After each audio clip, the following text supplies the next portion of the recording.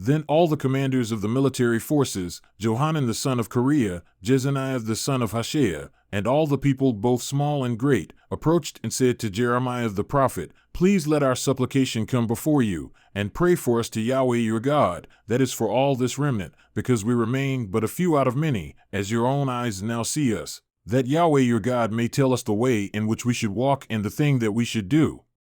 Then Jeremiah the prophet said to them, "I have heard you.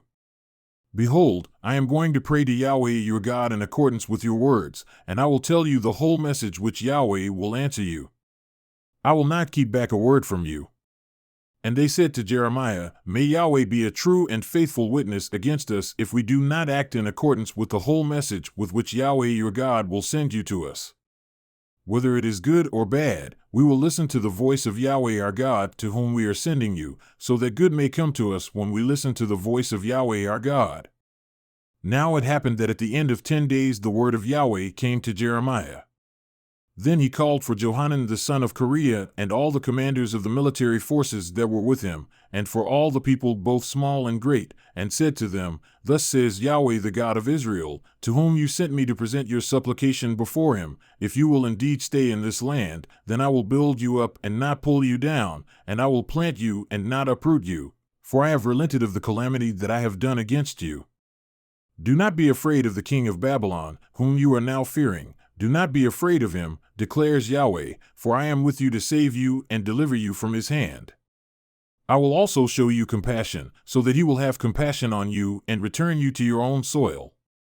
But if you are going to say, 'We will not stay in this land,' so as not to listen to the voice of Yahweh your God, saying, 'No, but we will go to the land of Egypt, where we will not see war or hear the sound of a trumpet or hunger for bread, and we will stay there,' then now listen to the word of Yahweh, O remnant of Judah.